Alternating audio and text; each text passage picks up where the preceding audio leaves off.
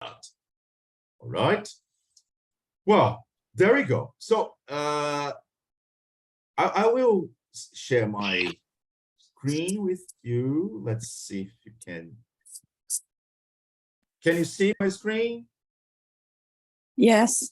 Yes, but not presentation mode yet. And now, presentation mode or not yet? I don't think so, yeah? Yeah, I can see it. And now? And now? Can you see? Yes? Can you see? It's the developing strategies part. Full, Developing full screen. strategy. Full screen, yeah? Full screen. Yes. Yeah, okay, good. Finally, that's great. That's working. So our intention today is to talk a little bit about developing strategies for anos iniciais. Yes. Still, I mean, there is a lot.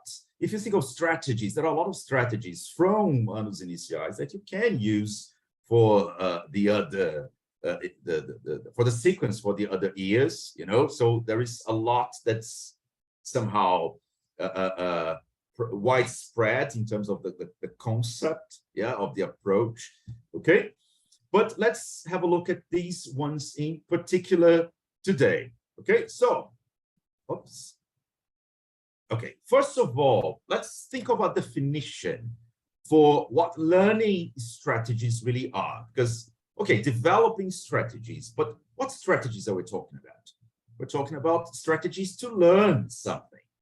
Okay, so one concept here for learning strategies is that they are methods and techniques that students, individuals, learners in general, can use to acquire, retain information, apply knowledge effectively. All right, so these strategies can help learners enhance their comprehension, memory, and overall learning outcomes. Wow, that's beautiful. Yeah, that's beautiful. But what exactly is that? Yeah, how can we actually help learners be better equipped, let's say, to perform better? Because that's the ultimate goal. Yes, we give them the tools so that they can perform better by using those strategies, especially when you're talking about exams. Okay, Vera, Fabiana, Nicole, feel free to interrupt me whenever you want, okay, to ask questions. There is a message in the chat. Relax your students. About the strategies, Vera, what do you mean? Or relax them in general? What exactly are you talking about? Okay, all right. But are you talking about the activity level, about the restless behavior?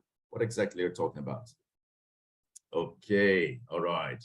Okay, let's see. All right. Today, my focus will be on developing strategies from the book, okay, but we can eventually talk about this too. Yeah, all right, concentrate and focus. Yeah, that's a huge challenge. That is a huge. How many students do you usually have in class, Vera? 35. Okay, the very first idea that comes to mind is to work with stations. The very first idea that comes to mind, you work with the stations.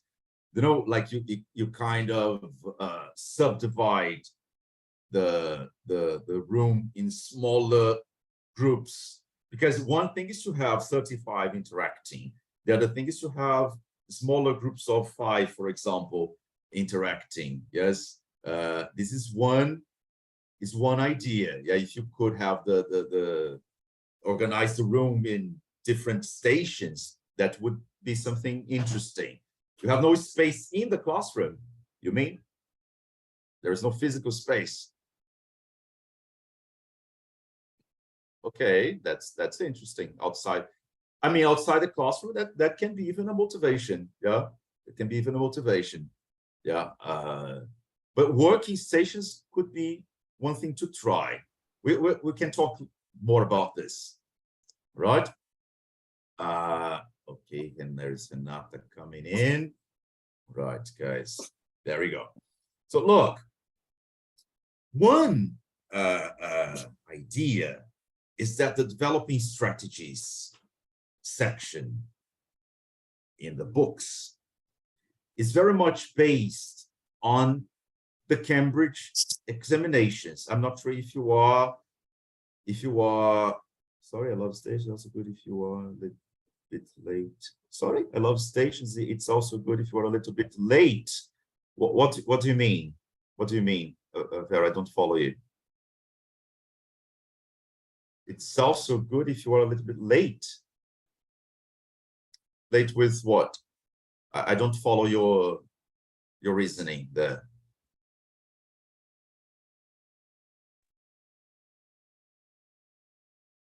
We have, okay, all right. I see. We have Renata with us. Renata. Hello, Renata. All right. Okay. Okay, Renata. Good morning. All right. If you have your camera and your sound, that's amazing. Okay. If I can see you and listen to you, that would be great. Okay. So, guys, moving on. I'm not sure if you are aware of that, but the developing strategies section in the book is very much based on the Cambridge examinations. Yes. So, especially the Cambridge examinations for young learners. All right. So, it is a section in the book, yes, devoted to exam skills. Okay. Then I have this quote here to help us think about that. Look, the Cambridge English qualifications for young learners are designed to test children's ability to understand and respond appropriately to English, not to test their knowledge of English grammar rules. Not at this level. Yeah, at this level, you're not really testing or measuring their knowledge of grammar rules. The tests fit perfectly with a teaching approach that is based on communication and holistic, active learning. Children learn best when language is meaningful and they're having fun, ideally. So bear this in mind when preparing your learners for the tests. First, are you familiar with Cambridge examinations for young learners? You can answer in the chat if you can't talk. Yes. Great. How about the others? Oliveira has replied. How about the others? Are you familiar with starters, movers, flyers, or not?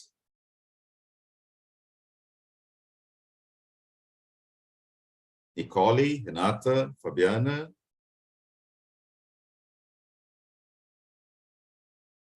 You said for young learners? Yes, for young learners, specifically for young learners. No. No? No, I'm not familiar. All right. No. Renata? Renata, are you there? Girls, talk to me. If you don't talk to me, I think you're not listening to me. Hello? Fabiana? Fabiana, I can't hear you. I can't hear you. There's no sound.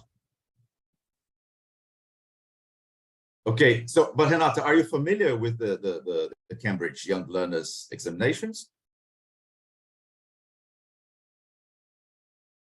No? Okay, all right. So it's an important thing. Okay, all right, never mind. We're going to talk about that.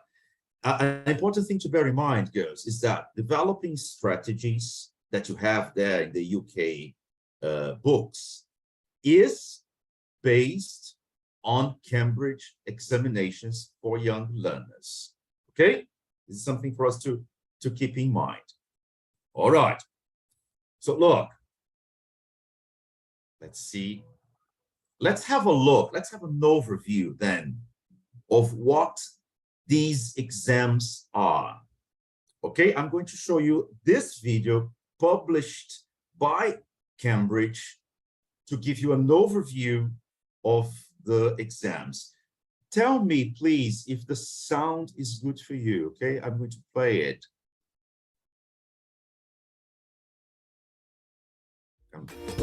Pre-A1 starters, A1 movers, and A2 flyers are the first steps in a learner's language journey. Is the sound good? Does it sound good? Yes. Yes? Yes. Okay, all right, good, good. So I'll play the video. I'm going to start again. There we go. Pre-A1 starters, A1 movers, and A2 flyers are the first steps in a learner's language journey. Children between the ages of 6 and 12 can take these exams to start learning English in a fun and practical way. The exams for young children are interactive, colourful, and activity-based, so it doesn't feel like they are taking an exam at all. They make their early learning experience positive and build their confidence step by step. At Pre-A1 starters, children can spell their name and say how old they are. L-U-C-Y, I am Nate. A1 movers is the next step in the journey. Children at this level can answer questions about their everyday life. Who do you play with at school? I play with my friend, Julia. The next level up is A2 flyers. Here they are able to build and link sentences with words such as because, and, then. What did you enjoy most about today? The trip to the museum because I love science. They are also able to talk about things they have done. There is no pass or fail. Instead, children receive a certificate with shields that recognise their achievements in all 4 language skills. They are a real celebration of what children can do. After taking the qualifications for young learners, students can go on to develop their English by preparing for A2 Key for Schools. At this level, a learner can start having conversations with English speakers. Can I have a hamburger? Pre-A1 starters, A1 movers, and A2 flyers help children around the world take their first steps towards learning English and lay the foundations for their future success. All right. All right. Only now did I notice the subtitles were in Portuguese. Okay. I can send a link later. Yes, of course. Of course. I can send it to Tamara and anyone else or Luis, and they can. Who's that? I'm not. What? The sound is okay. I've watched this one recently. Okay. Yes. All right. So, what's the very general idea you have by watching this video? What do the exams want to actually test? You can write to me if you can't talk, okay?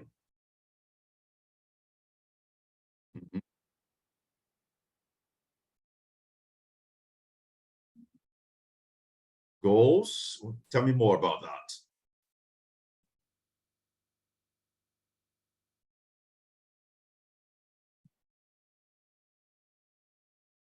Communication, that's it. It's mainly communicative. Yes, communicative. So you see, these tests they have this playful element. You know, they have to draw, they have to connect.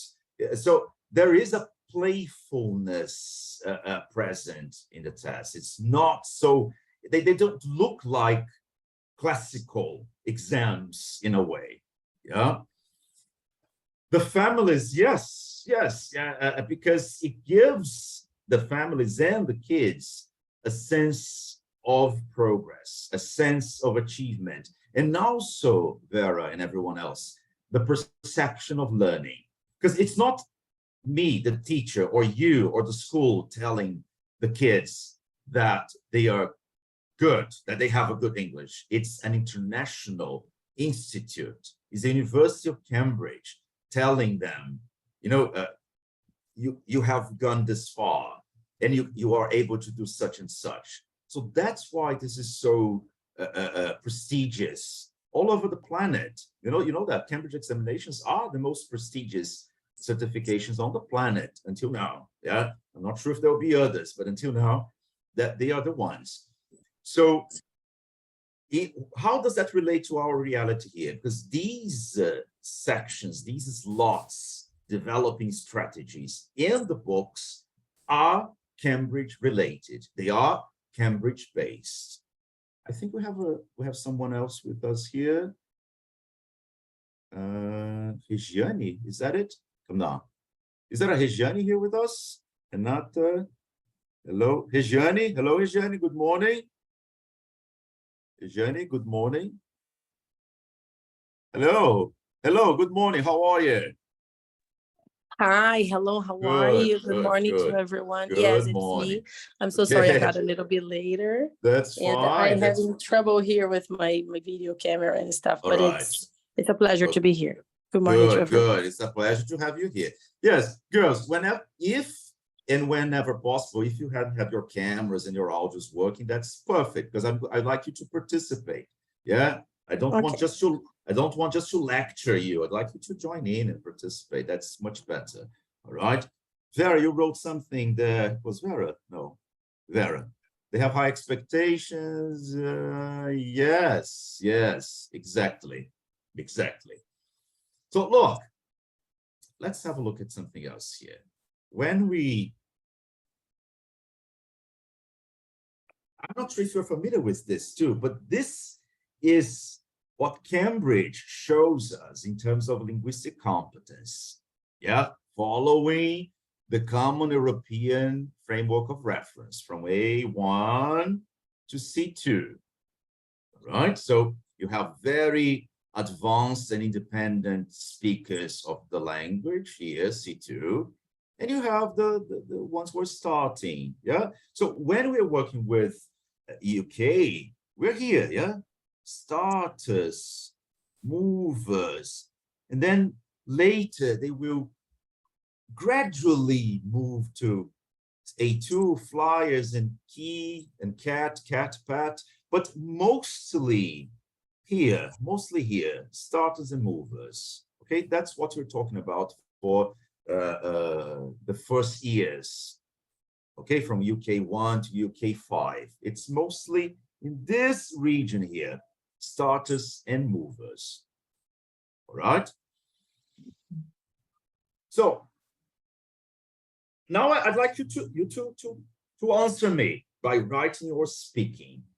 Honestly, how familiar are you with the developing strategies section in the book, in the UK book there? How familiar are you with the developing strategies? And what do you use it for? How challenging is it for students? Give me some thoughts on that. Let me stop sharing a little because I want to look at you. All right. I can only see Fabiana. Okay. So, are you familiar with developing strategies or not? I am not very familiar. Okay. Not very familiar. All right. How about the others? I'm starting to get, because I started using the educational solutions this year here. Okay. So it's been a little bit challenging, but I use it with them like it's sort of a review of the unity, you know. The exercises are a little bit different, but they are getting it, you know. Most of them are doing it good. Okay, great. Anything else? Any other considerations? Any other impressions? All right. I think it's a little bit challenging for the young especially first graders, for the young learners. I think it's a little bit challenging, but it's something like, I think the format, it's really thinking about preparing them for later on during the exam, right? So yeah, but I go little by little with them, one exercise after the other, like one exercise per class or something like that, because yeah, it's very new for them, especially first graders, because they are learning, right, to write in their L1, right, and starting the process of learning to writing, learning to read, imagining in the L2, right? So for them it's very challenging, but we as teachers have to have this as a challenging exercises or challenging activities to expose them to, right? It is challenging, but I think it's up to us to try to make this fun and different, and present to them as something, wow, look at this, something new here. So one of my students said, whoa, a lot of writing, teacher. But in Portuguese, nossa, teacher, quanta escrita in Portuguese. Which is he was natural, like exclamating, wow. I was like, yeah, this is super fun. See, you are growing. Look at that. You're going to learn how to write in English. So yeah, but yeah, it's new for them, for us as well. But I think it's okay. But I think we need to present to them in a fun way, not to scare them up. Like absolutely. Yeah, I guess, my impressions. You've mentioned something quite relevant, which is this gradual delivery. It's a gradual approach, gradual delivery. Little by little, there is a lot of scaffolding. That is necessary. Lots of scaffolding. So in terms of how you prepare the activity, and then this pre, while, and post, literally, what comes before the activity itself, and what follows it. And it is a challenge. It's a challenge, I guess, for teachers, especially if you work with large groups, and it's a challenge for students because it's something perhaps a bit new to them. Just for the ones, let me just show you something in the book, just to make sure here you know what I am talking about. Can you see my screen here with the book? Yes. I'm just giving you an example. An example here. So this is UK 2, right? Yeah. You have this, look, you have developing strategies 1, 2, 3, and 4, right? So let's see 1, just as an example. Look, so you have developing strategies here, day 1, all right, and then developing strategies day 2. Okay, this is what I'm talking about. This is the section I'm talking about. This is lot, and as I mentioned before, they are, and you're going to see, they are very much based on Cambridge examinations.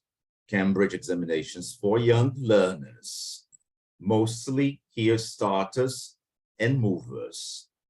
Okay, mostly starters and movers at this point. All right. So look, one of the, let's see an example here. Can you see my PowerPoint again? The PowerPoint? Yes? Okay, Yeah. Good. One possibility here, right? For example, this, let's see this cut from UK 3 on page 28, right? Listening, listen, and tick. There's an example. Thinking of strategies, really, strategies, right? It's listening, it's not so easy. But then there is the question, when is Brian's birthday? When they look at the example, well, the numbers are just the same, right? But then you cannot see here very clearly, but in the book, I guess it's clearer. The months are different. Have March, May, and August. So very gradually, I guess, as Jenny was saying, no, Nicole was saying, I'm not sure now. Very gradually, Jenny, yeah, by scaffolding, you can draw their attention to that. So are the numbers the same or different? Ah, 2, 2, and 2. Oh, they're the same. Now let's pay attention to the month before, this is before listening, yeah? Before listening. Are the months the same or different? Ah, March, May, August, they are different. So what do you need to pay attention to? Because students can get a bit sidetracked because they have 3 options. Yes, so they have the 2nd of March, the 2nd of May, the 2nd of August. But if they anticipate this idea, okay, I don't really need to pay attention to the days. I need to pay attention to the month. That will make a difference. Somehow you lower their anxiety gradually. So you prepare the ground for them to listen. So pay attention to the month. The month will be decisive. And I understand when you say students might find listening a bit trickier and a bit more challenging, because it is. Yeah, I mean, there's a lot of information there. And then you could perhaps give them some tips, some strategies, really, yeah, some strategies. So before listening, what is a good idea? What is it a good idea to make students aware of? There is more information than is shown in the pictures, right? Always. Yes, yes, Vera. Prepare them, exactly that. Exactly that. Yes, like in that case, to highlight the month. The month will be decisive. So there is more information that is shown in the pictures. Always. Sometimes they will hear things about the pictures, all the pictures, and that can be confusing. And there will be distractions. So you see, students should be aware of that. Yeah, be aware of that. There is more information than the answer really expects them to choose. There will be distractors, but there is always a point, a decisive point. In the previous example, that was the month. Yeah. I have to prepare them to highlight some words. Yes, prepare them always. Yes, students with attention deficit, that can be more difficult. In that case, perhaps the use of highlighting, underlining, circling, I mean, keeping something more tangible might minimize, but there is a lot of trial and error. Yeah. The predictions, yes, you can anticipate a little bit. But you see, there are always these, the example, yes, this one was an example. For instance, Jane. Yeah, this one was the example. So if you explore the example a bit more, maybe if you spend more time, around the example, they might feel better equipped to go to the next steps. All right? Yes, exactly. All right. Look, for the sake of time here, let me show you just a moment. I'm going to change the sequence a little. Let me just read the chat. Talk about the example. Yes, lots of talking beforehand. Okay, and how do they react when you? It's a genuine question. How do they react when you talk to them? The first about the graders. example? The first graders is harder for them. They don't predict as much, but the second graders, it's really good talking to them about it. They have good predictions, because I always do a recall of what are we talking about? What do you remember? I always ask, do you remember our last class? What did we talk about? Always ask, and then always remembering them what we have been talking about. What do they think the picture shows them? Always asking for predictions and very detailed, very, very, very detailed, so they can when they do that, when they press the play in the listening, they are, I realize that they are more confident to do it. And I says, teacher, don't stop, okay, don't pause, just go straight ahead, go, just let it go, let the audio go, because before I pause for the first one, what do you think? What is this listening about? And then they said, after a while, I realized that they were more confident. And then they said, teacher, don't pause. Just let it go. So, all right, perfect. And then I start challenging them. And then I realized that 80% of the class gets it.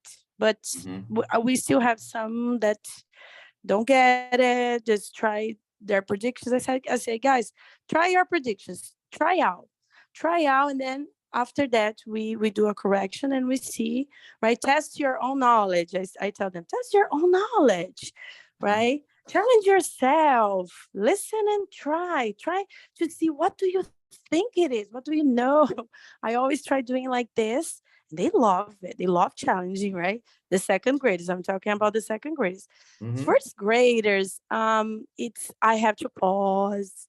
They think, they have good predictions as well, but sometimes they don't have a clue what's going on.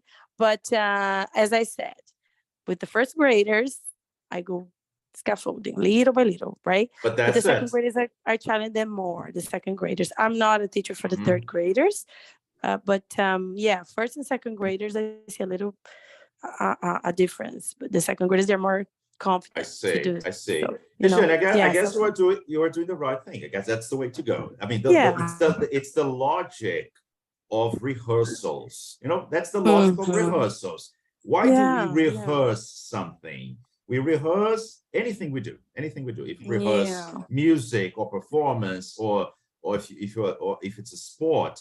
I mean, the logic of repetition and exposure and trying again and going gradually. Repetition. Yes. Yes. This is the logic, because With little the by phonics little book as well. I do the phonics book with them too. They're used with the listening in the phonics book. So they, oh, teacher, like in the phonics book, you're gonna press the play, like we need to listen to the sound of the letters. I say, yes, that's what you have to listen. You have to pay attention to see the a main thing that's going to happen there, a main thing that you have to listen.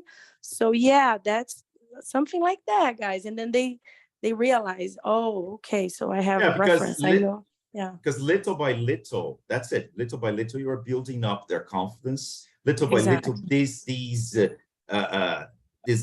skill of predicting, it's a sub-skill of predicting, of anticipating, will become more organic.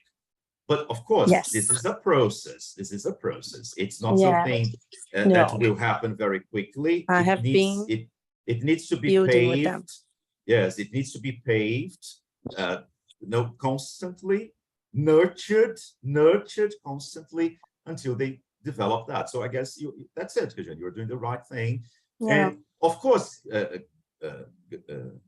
folks, it's easier said than done always, but it's something that needs to be nurtured gradually, consistently, like I joke about that, but it's true. It's Mr. Miyagi's pedagogy. Mr. Miyagi from Karate Kid, Mr. Miyagi's pedagogy. It's a little bit every time until they build this somewhat degree of autonomy, okay? Considering their levels, considering what they can produce, considering their level of linguistic competence and everything. Yeah.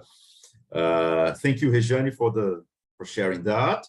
Nicole, Vera, Fabiana, anything you'd like to share, to say?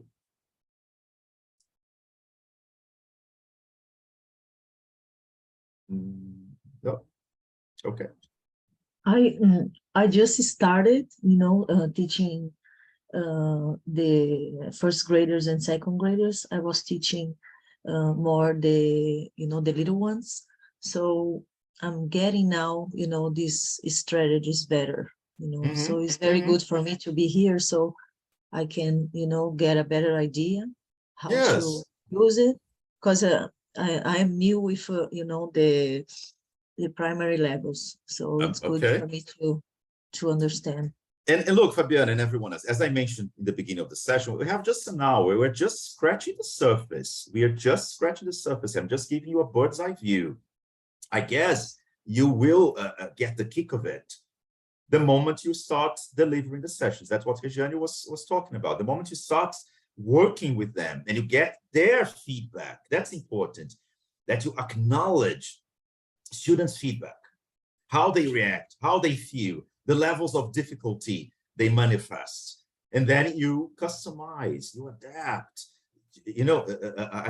I can go more slowly here. Remember when Regiane said, now the students are asking her not to pause anymore. So this feedback from students is important that you also acknowledge. Yeah, because look, students are not the same.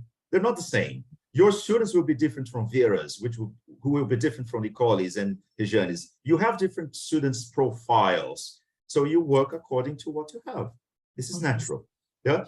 Look, for the sake of time, I'm going just to try to optimize our time. Look, I'd like to show you the similarities that you can see between the exams and the material you are working with. So, for example, this is an activity from starters, pre-A1 starters. It's a listening activity. I would play, but I'm not going to do that for the sake of time. Look, you have to listen and draw the lines. You see, they listen and draw the lines. They match the picture to the names. Yes. And then, I mean, if you think of skills and strategies, what is entailed here? And just to give you food for thought, look at this theoretical difference between a strategy and a skill. A strategy is an intentional plan for doing something, and a skill is when you have practiced and applied that strategy so much it requires less and less effort. And I go back to Regiane's testimonial there. In the beginning, students were struggling a bit more. So they were still developing the strategies. After a while, they became more confident. So there was less effort. There was less effort required in that case. All right? But just quickly tell me, when you look at this activity, the way it is here, pictures, very colorful pictures, names, how could you prepare them for that? Thinking of skills and strategies.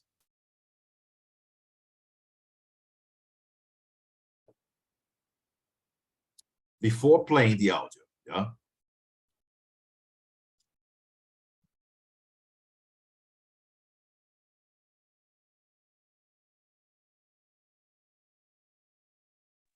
Maybe ask them about the words they already know, like what can you see in the picture? Or like what animals can you see? What colors can you see? To see about their vocabulary. I think it's gonna help during the process of the activity. Exactly. Exploring the elements. Yeah, the elements you have here: the kite, the cats, the pear tree, the ducks.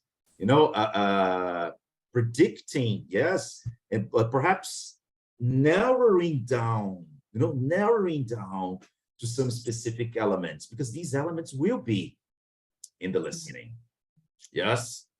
So just ask them, what they see in the picture, the words that they know, right? You have to predict what they know, the colors, the the animals they see. Yes, If they understand or not. But I have a question. If because my students, most of them, they are having a very, a lot of difficulty to, when I put it the listening, they say, I don't understand anything. So I'm pausing. I just started, right? So, but I think a good way is that, like asking them, what do you see? Do you see? But most of them, they don't even know the pictures, the name of the pictures. That's why. Animals. You know, So do you teach them, each one of them? Prepare. I guess the idea, Fabian, is to prepare. Because look, I guess it's natural. It's natural if you play the recording and they have no clue. Yeah, they have no clue what that is. Oh, I don't understand anything. Not only kids, adults. I work a lot with adults. It's the same. If you don't prepare the ground, if you don't have this pre-listening step, this exploring their background knowledge of the world, chances are listening will be very frustrating. Yeah, very frustrating. This is for kids, for adolescents, and for adults. So it works with us.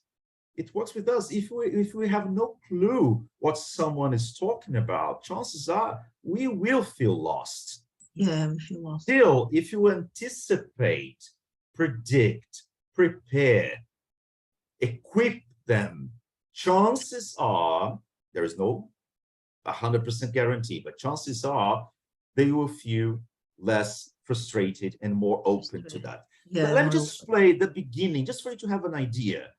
Just the beginning of, this is an exam activity that's not in the book. This is exam, Cambridge, right?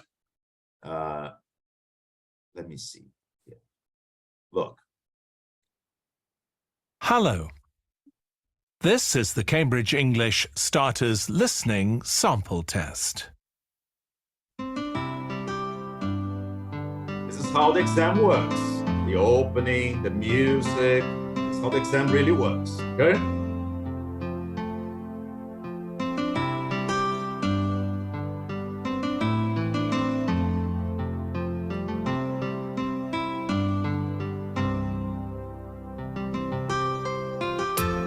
I guess the intention of the music is to relax the students, Vera.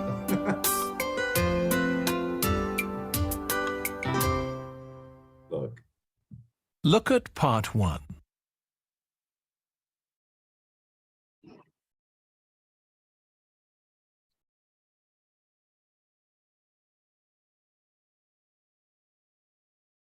Oops, what happened? Stopped. Look at the picture. Okay, right. Listen and look.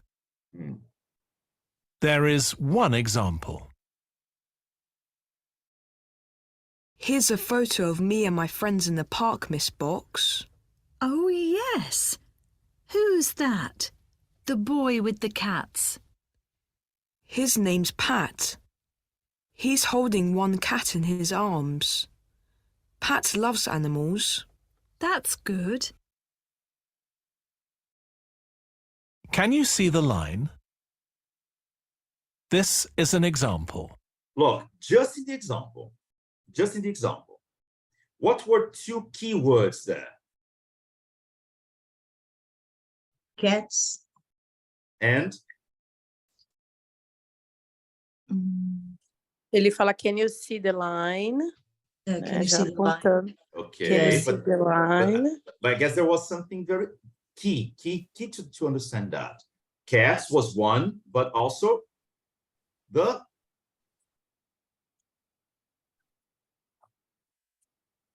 what's the place? Oh, the park. The park. The park. So look, if students already know park and cats, that's already easier for them. Yeah. You see, simple as that. You're anticipating cats and park. that makes it so much easier. And you can do that before, yeah, by exploring the picture, by eliciting what they know, because some might know, even first graders, some might know, yeah. That depends a lot on their background, on how exposed they are to the language, but this is something you can do, right? And did you notice the instructions are very paused, very slow. The instructions are not wordy. They are very straight to the point.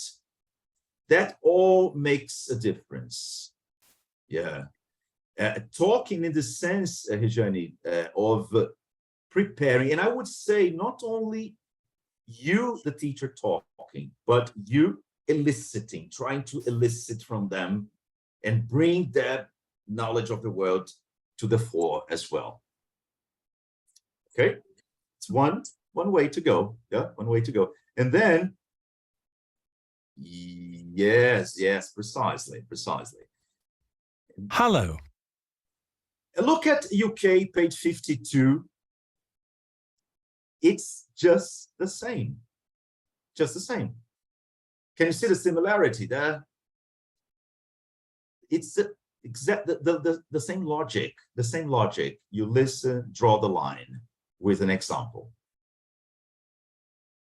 So the same thing applies. My point here is there is this parallel design between Cambridge examinations for young learners and developing strategies in the materials, UK materials.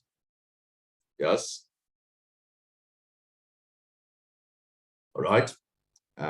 So look, there are many cases of similarities. Taking info from them, exactly knowing their knowledge beforehand. Yes, as you mentioned before, that's the background knowledge. Elicit their knowledge of the world and bring that to the fore. Exactly. So look,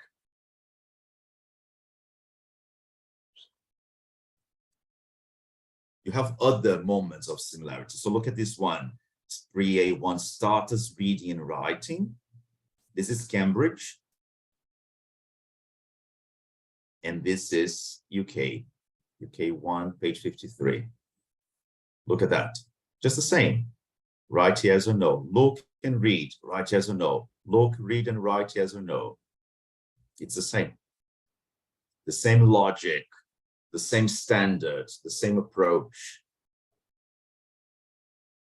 Right? So you are preparing your students to perform well on the exams if they actually take them. And this is something, of course, you can talk to your coordinator, you can talk to other teachers, but it's something you can even plan in the long run. You know, okay, let's encourage students to actually take the exams, to actually have this international validation from the University of Cambridge. That would be amazing, I guess, for parents, for students, and for you, yeah, for you to see your students achieve that. Okay. Look at another similarity here. This is from Cambridge. Movers, from Movers this time. Read and choose the best answer. From Developing Strategies, UK 4, page 50. Look. Read and choose the best answer. Exactly the same. Right? The same goes here. You can explore the picture, you can anticipate vocabulary, you can investigate how much they already know before actually delving into the activity itself.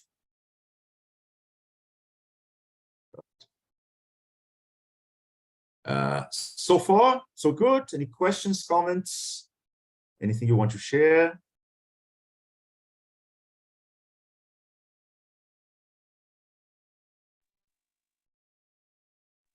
Everything's good. Right. Oh, okay. What time is it? Okay, well, we have have 5 minutes. Okay, look, I won't have time to show you everything I had planned, but let's have a look at this one. This is interesting. it's a bit more challenging. Look at that. In this Cambridge exercise, there is it's a long text, yeah, for them. It's a long text. It's a story, right? And then they need to complete the gaps with a word from the box. Which box? That they get a picture like this. They have a picture because you know it's like you have two pages on the exam. So they have the picture with words like library, website, frightened. You see, different words that they might use to complete the text. One idea for an activity, as it's a long text and students might, come on, do I have to read this? Do I have to read all of that? You might ask students to first quickly just spot the animals. Okay, guys, read the text, but just find the animals, only the animals. Because you have here, yeah, you have strong animal, you have fish, you have lion, all right, you have kangaroo. So they won't, sorry? A bear.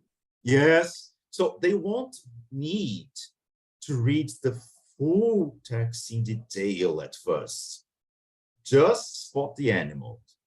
Okay. Okay, who is that? Okay, thank you. It was Regiane, yes? Thank you, Regiane. All right, thank you so much. All right, thank you. Nice to meet you. So you see, you just spot the animals. You are giving them a purpose, an initial purpose to read the text. Then, for example, you, the teacher, you read just the first sentence, and you ask them to look at the pictures, you know, the box with the pictures. Library is already here. Yes, so, okay, guys, go to the picture and cross library. You're not going to use the library anymore. And then my question is, how could you continue that? How would you continue working with such a long text? They have already spotted the animals. They have already analyzed, let's say, the example and crossed out library, but they still have all the other pictures and they still have all the other gaps. How would you go about that? Thank you, Vera. Thank you. Oh, I have 1 minute, girls. 1 minute. I will stop. Okay, thank you so much. But how would you go about this?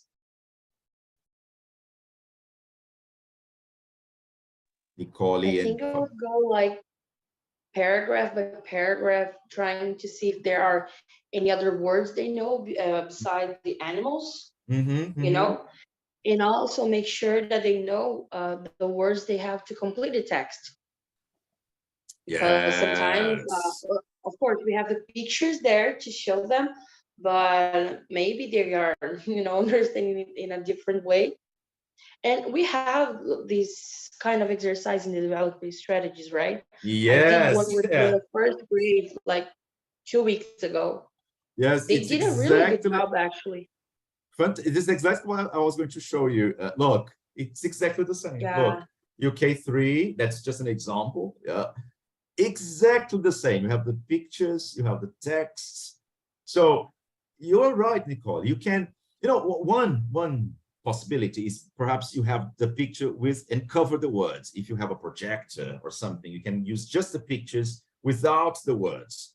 Then elicit the words from them. Okay, now that you have the words, let's go to the text. There are multiple ways you can approach that, multiple ways. But I guess the bottom line is, don't just give them the exercise.